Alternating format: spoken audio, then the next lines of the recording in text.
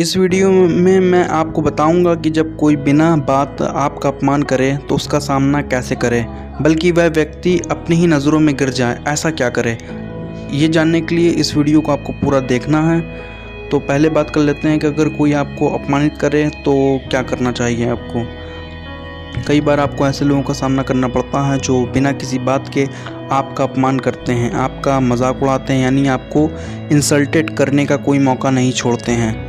तो क्या करें। ऐसे लोग ज़्यादातर किसी ग्रुप में या किसी दूसरे के सामने ऐसा करते हैं और ज़्यादा गुस्सा तब आता है जब दूसरे भी इस बात का पूरा मज़ा लेते हैं। ऐसे में हम क्या करते हैं, हम गुस्सा हो जाते हैं पर कुछ कर नहीं सकते। हम ऐसे व्यक्ति से बचने की कोशिश करने लगते हैं या फिर हम लड़ने लग जाते हैं। ये हम दुखी हो जाते हैं और अपने मूड ख़राब कर लेते हैं और डिप्रेशन में चले जाते हैं।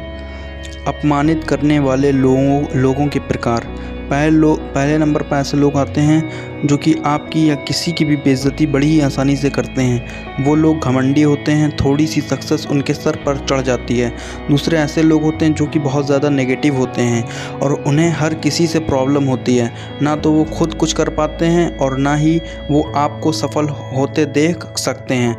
जब भी आप कुछ करने की कोशिश करते हैं तो वो आपका मजाक उड़ाते हैं और अपमानित करते हैं। तीसरे नंबर पर ऐसे लोग आते हैं जो किसी का भी मजाक उड़ाना, किसी की भी इंसल्ट करना अपना हक समझते हैं और ऐसा करना उनकी आदत बन जाती है और उन्हें मज़ा आने लगता है। उन्हें इस बात से कोई फ़र्क नहीं पड़ता कि सामने वाले को कैसा लग रहा है। चौथे नंबर पर ऐसे लोग आते हैं जो कि अपनी लाइफ में कुछ भी अचीव नहीं कर पाते हैं, जिसकी वजह से वो फ्रस्ट्रेटेड हो जाते हैं और दूसरों का अपमान करके अपना फ्रस्ट्रेशन को शांत करते हैं। पाँचवें नंबर पर ऐसे लोग आते हैं जिनके अंदर इनसिक्योरिटी की भावना होती है।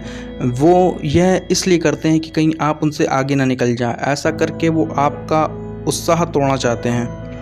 मैंने आपको बताया कि कैसे लोग हैं जो दूसरों का मजाक या उन्हें अपमानित करते हैं। ऐसे लोगों को ध्यान में रखते हुए उनसे डील करने के कुछ उपाय मैं बता रहा हूँ आपको।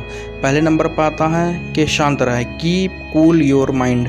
जब भी लोग आपका मजाक उड़ाए या आपकी इंसल्ट करे तो आपको शांत रहना है। आपके चेहरे पर ज़रा सी भी चिंता, परेशानी, गुस्से के भाव ना आए और आप उस व्यक्ति की आंखों में शांति से देखें। आप सोच रहे होंगे कि ये कैसे पॉसिबल है कि कोई हमारी इंसल्ट करे, हमारा मजाक उड़ाए और हम शांत रहें और उसकी आंखों में देखते रहें। पर दोस्तों यकीन मानिए, ये तरीका सामने वाले को लज्जित कर देगा, यानी कि उसे शर्म आ जाएगी। आपके चेहरे की शांति से उसे समझ आ जाएगा कि उसकी बात का आपके ऊपर कोई भी फ़र्क नहीं पड़ रहा है और उसकी आंखों में देखने से वो आपसे आंखें नहीं मिला पाएगा और उसकी आंखों में देखने से वो आपसे आंखें नहीं मिला पाएगा। अगले नंबर पर आता, स्वीकार नहीं करें, डोंट एक्सेप्टेड। बहुत से लोग ऐसे भी होते हैं जो बाज नहीं आते, यानी आप चाहे शांत रहें या उसकी आंखों में देखें, पर ऐसे लोगों को कोई फ़र्क नहीं पड़ता। तो ऐसे लोगों से डील करने के लिए आप उनकी बातों को एक्सेप्ट ना करें, यानी अपने मन में उनकी बातों को ना आने दें। मैं एग्जाम्पल के तौर पर आपको एक कहानी सुनाता हूँ। एक गाँव में एक ज़मींदार था जो कि बहुत ही घमंडी था। हर किसी का बात बात पर मजाक उड़ाना, उनका अपमान करना उसके स्वभाव में था।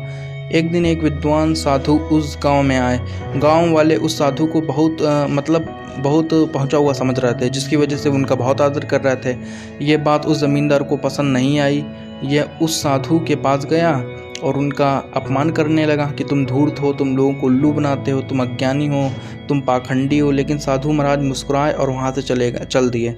यह देखकर ज़मींदार बहुत परेशान हो गया। वो उनके पीछे पीछे आता गया और अपमान करता गया, पर साधु महाराज उसकी हर बात पर मुस्कुराते गए और आगे बढ़ते चले गए। ज़मींदार बहुत परेशान हो गया और साधु महाराज से पूछा कि मैं तुम्हें इतना कुछ कह रहा हूँ, फिर भी तुम पर कोई फ़र्क क्यों नहीं पड़ रहा है। साधु महाराज रुके और साधु महाराज ने उस ज़मींदार से पूछा कि ज़मींदार ये बताओ, यदि तुम मुझे कुछ देना चाहो और वो चीज़ मैं ना लूँ तो वो किसके पास रहेगी। ज़मींदार बोला, यदि वो चीज़ आप नहीं लेंगे तो वो चीज़ मेरे पास ही रहेगी। तो साधु महाराज बोले, इसी तरह जो चीज़ तुम मुझे देने की कोशिश कर रहे हो वो चीज़ मैं नहीं ले रहा हूँ, अब तक वो चीज़ तुम्हारे पास ही है। जब भी कोई हमारा मजाक उड़ाए, हमें अपमानित करने की कोशिश करे, बस थोड़ा मुस्कुरा दीजिए और वहाँ से चले जाइए। बस दिखाने के लिए नहीं बल्कि पूरे दिल से। याद रखें, सड़े फल से बदबू आती है और अच्छे फल से आप स्वस्थ बनते हैं। तो क्या आप सड़ा हुआ फल खाना पसंद करेंगे? नेक्स्ट नंबर पर आता है दूरियां बनाएं, मेक डिस्टेंस।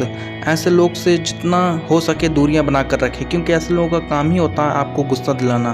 क्योंकि ऐसे लोग यही चाहते हैं कि आप उनसे लड़ें, गुस्सा करें, पर नुकसान आपका ही है। इसलिए जितना हो सके ऐसे लोगों से दूरियां बना कर रखें। अगले नंबर पर आता है सकारात्मकता से ले हर चीज़ें, यानी टेक पॉजिटिव। बहुत से ऐसे लोग होते हैं जो आपके काम के प्रति नेगेटिव कमेंट्स करते हैं, जैसे तुम ये काम नहीं कर पाओगे, तुम इसके लायक नहीं हो। आपको इन बातों से दुखी नहीं होना चाहिए, बल्कि डिटरमाइन होकर उनकी बातों को झूठा साबित करना होगा। अगले नंबर पर आता है खुद भी हंसो, लाफ एट योर सेल्फ। कई लोग ऐसे होते हैं जो आपका मजाक आपके चलने, आपके बोलने या आपकी किसी भी बात का मजाक उड़ाते हैं। ये सब ये ग्रुप बनाकर करते हैं। तो आप खुद अपनी बातें बताकर हंसो, गंभीर ना हो, बल्कि हर चीज़ को लाइटली लो। एक्चुअली होता क्या है, जब आप खुद अपनी कमी पर हंसते हो तो उस व्यक्ति का मनोबल टूट जाता है जो आपका मजाक उड़ा रहा है। इससे बाकी सुन रहे लोग भी मतलब आपकी साइड हो जाएंगे और वो व्यक्ति आपका मजाक उड़ाने के बारे में सोचेगा भी नहीं। तो दोस्तों, ये कुछ टिप्स थे जो इस तरह के लोगों की बातों से छुटकारा दिलाने में मदद करेंगे। बस आप अपने ऊपर विश्वास रखिए, अंत में जो जीतता है वही सिकंदर होता है। गांधी जी का भी अंग्रेज़ों ने कितना ही अपमान किया था, मजाक उड़ाया था, पर ना तो गांधी जी डिप्रेशन में गए और ना ही दुखी हुए और ना ही ये कोना पकड़ कर बैठ गए। उन्होंने इसे पॉजिटिव लिया और दृढ़ विश्वास के साथ अहिंसा की लड़ाई लड़ते हुए अंग्रेज़ों को भारत से भगा दिया।